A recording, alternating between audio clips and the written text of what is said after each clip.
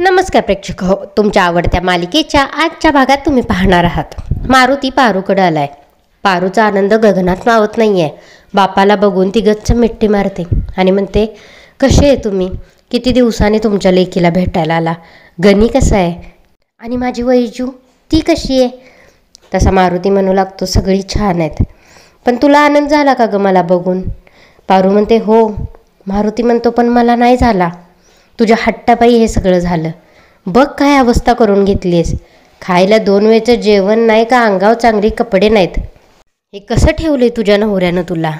अगं तुझ्या नवऱ्यानं लग्नात शपथा घेतल्या, वचनं घेतलीत. ती नुसती म्हणण्यापुरती? अगं ती निभवायला पण लागतात. साधं 2 वेळचं जेवण मिळणं झाले माझ्या लेकीला. प्रत्येक बापाला वाटतंच ना, माझी लेक सुखात नांदावी आणि तू दारिद्र्यात जगतेस. पारू म्हणते, बा तू समजतेस तसं काही नाही. अरे आम्ही खरंच सुखी आहे, सगळं व्यवस्थित चाललंय. मारुती तिचा हात पकडत म्हणतो, तुझ्या बांगड्या कुठं आहेत? आता तुझ्या बांगड्या गेल्या, उद्या गळ्यातलं मंगळसूत्र विकशील, कानातलं विकशील आणि मग तुम्ही सुखी संसार करणार आहे. आता मारुती पारूच्या हातात काही पैसे ठेवतो आणि तिला सांगतो, जा तुमच्या बांगड्या सोडवून आणा. मला माहिती आहे तुम्ही त्या विकल्या नसाल, घाणच ठेवल्या असणार. आता मात्र आदित्य चिडतो आणि म्हणतो, काय असेल ते तुम्ही डायरेक्टली माझ्याशी बोला ना. पारूला तुम्ही का असं बोलताय? तुम्ही कदाचित विसरला असाल, मी अहिल्यादेवी किर्लोस्करांचा मुलगा आहे. मला माझ्या जबाबदाऱ्या कळतात आणि मी माझ्या बायकोला खूप चांगलं ठेवू शकतो. पण आज इथे येऊन तुम्ही जे पारूशी वागताय ना, ते मला अजिबात पटलेलं नाही आहे.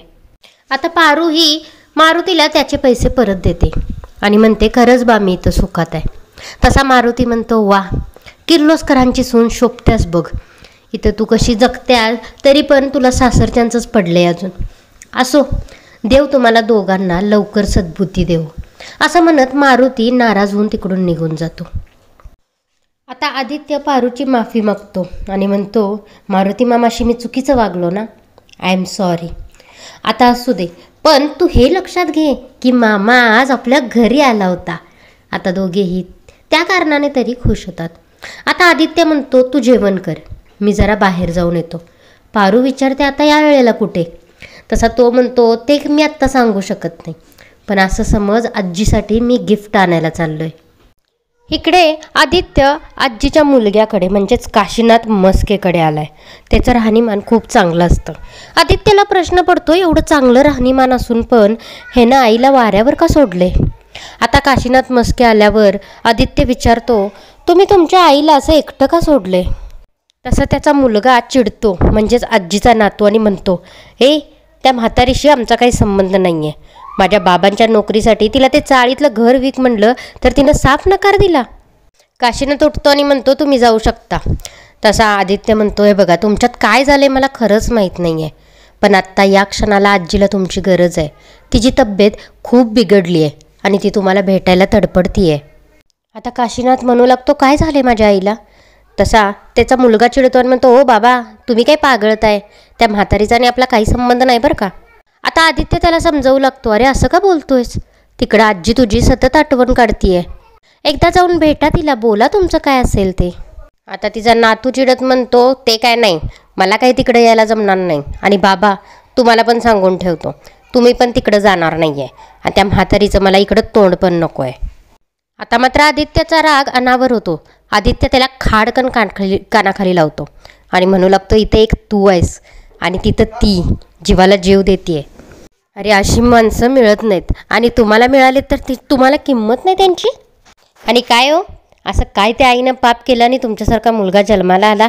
पश्चाताप होत असेल त्यांना. आता मात्र काशीनाथ हात जोडतो आणि म्हणू लागतो, सॉरी, मला माझी चूक कळली आहे, प्लीज मला माझ्या आईकडे घेऊन चला. आता आदित्य तिच्या नातवालाही म्हणतो, खरं तर तू चल. अरे स्वतःच्या आजीसाठी नाही पण स्वतःच्या बापासाठी चल. असं म्हणून तो दोघांनाही घरी घेऊन येतो. आता आजी मुलाचा स्पर्श झाल्यावरच त्याला ओळखते आणि खूप खुश होते. आजी म्हणू लागते, माझे डोळे मिटायच्या आधी आलास, बरं झालं. तसा तो तिची माफी मागू लागतो आणि म्हणतो, चुकलं आई. आता घराबाहेर जमा झालेली लोकही म्हणू लागतात, बरं झालं आदित्य तिच्या वडिलांना घेऊन आला. तसा त्या आजीचा नातू खूप चिडतो आणि आदित्यला म्हणू लागतो, कोण आहेस तू? एकतर या म्हातारीबरोबर राहतोयस आणि इथल्या लोकांना खोटं बोललायस की तू तिचा नातू आहेस म्हणून. आता आदित्य सांगण्याचा प्रयत्न करत असतो, तर तेवढ्यातच तो म्हणतो, अच्छा म्हणजे तू त्या या म्हातारीबरोबर खोटं बोलून तिचं घड हडपायसाठी आलायस. तशी लोकही आदित्यला म्हणू लागतात, हे कोण आहेस तू, इतके दिवस आमच्या सोबत राहून आम्हाला फसवलंस. आता आजीचा नातू तर आदित्यची कॉलरच पकडतो आणि म्हणू लागतो, अरे या म्हातारीनं आम्हाला दिलं नाही, तुला घर देणार आहे, सांग तुझी फसवणूक करायला आलायस का. तशी आजी उठते आणि म्हणू लागते, थांबा, कोणी बी या दोघांनी या घरातनं बाहेर काढणार नाही. ह्योच माझा खरा नातू आहे आणि हीच माझी खरी नातसून आहे. आता मात्र आजीचा नातू चिडतो आणि आजीजवळ जाऊन म्हणतो, ए म्हातारे, तुला दिसत नाही ना, त्याचाच या दोघांनी फायदा घेतलाय. आता मात्र आजी खाली बेडवर पडते. आता आजी परत एकदा कशी बशी उठते, नातवाच्या गालाला हात लावते आणि जोराची कानाखाली मारते आणि म्हणू लागते, वा रे वा, जेव्हा माझा जीव जाईत होता तेव्हा कुठं होतास तू, आणि आत्ता नाती सांगायला आलायस होय. आता आजी आदित्य आणि पारूला जवळ बोलवते आणि म्हणते, जेव्हा मला गरज होती तेव्हा या दोघांनी माझी सेवा केली, माझ्यावर प्रेम केलं. फक्त रक्ताचं नातं असून चालत नाही, ते निभवायला बी लागते. मी सगळ्यांना सांगते, ह्योच माझा खरा नातू आहे. तसा आदित्य रडू लागतो आणि आजीजवळ हात जोडूनच म्हणू लागतो, आजी हे लोक खरं सांगतायत, मी तुझा खरा नातू नाही आहे. आजी मला माफ कर. आजी म्हणते, तुला काय वाटले, मला दिसत नसलं तरी मला समजत नाही वे. अरे तू पहिल्या दिवशी आलास तेव्हाच मला कळलेलं तू माझा नातू नाही आहेस. पण तुम्हाला समध्यांना माहिती आहे का यो कोण आहे? आपल्या अहिल्यादेवी किर्लोस्करांचा मुलगा आदित्य किर्लोस्कर आहे. तशी लोक त्याच्याकडे पाहतच राहतात, चर्चा करू लागतात. आजी म्हणते, ज्यांनी आपली चाळ वाचवली, आपल्याला रोजगार दिला, त्या अहिल्याबाई किर्लोस्कर, त्यांचा यो मुलगा म्हणजे आपल्यासाठी राजकुमारच आहे. आपल्यासाठी यो आपल्या झोपडीत राहिला, पण त्याची आपण कदर नाही केली. आजी म्हणते, तुम्ही आमचं मालक आहात आणि तुम्ही माझ्या या झोपडीत राहून मला आजीचा मान दिलात. अहो मीच तुमचे आभार मानायला पाहिजेत. आता आजीच्या पटकन आदित्य पायात पडतो आणि परत तिला मिठी मारून म्हणू लागतो, माफ कर आजी मला. इकडं मारुतीला पारूची काळजी वाटते.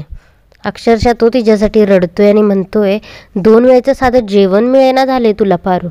अगं इकडे या आपल्या घरात निदान अर्धी भाकरी तू सुकानं तरी खात होतीस, पण हट्ट केलास तू, हट्ट. एवढ्यातच अहिल्या तिथं जेवण घेऊन येते. अहिल्याला बघताच मारुती मात्र धडपडत उठतो. तशी अहिल्या त्याला सावरत म्हणते, मारुती, अरे काय हालत करून घेतलीस तू स्वतःची, असं हरलेलं तुला मला नाही बघवत. मारुती रडतच म्हणू लागतो, आयुष्य मला या वळणावर उभा करेल असं मला कधी वाटलं नव्हतं. माझ्यामुळं आणि माझ्या पोरीमुळं तुम्ही आज हे दिवस बघायला लागलाय. आमच्यामुळं तुमच्या घरावर एवढं मोठं संकट आलं, पोटच्या पोराला तुम्हाला दूर करायला लागलं. माझा आदित्य बाबा राजकुमार एका झोपडीत जाऊन राहायला लागलाय. त्या दोघांनी असं वाटतंय की त्यांना सगळं मिळालंय, पण तरी पण ती दोघं सुखी नाही आहेत. पण माझ्या पारूला ना तिनं केलेल्या चुकीची फळं भोगायला लागणार आहे आणि त्याची सुरुवात आत्ताच झाली आहे. आता या बोलण्यावर मात्र अहिल्या मारुतीला शांत करते आणि आजचा भाग इथेच संपतो. तर प्रेक्षक हो, खरंच पारूचे दिवस बदलतील का, की अजूनही तिला सोसावं लागेल? तुम्हाला काय वाटतं आम्हाला कमेंट करून नक्की कळवा. आणि या मालिकेच्या अशाच डेली अपडेटसाठी आत्ताच बेल आयकॉनवर क्लिक करून आपल्या चॅनलला सबस्क्राईब करा.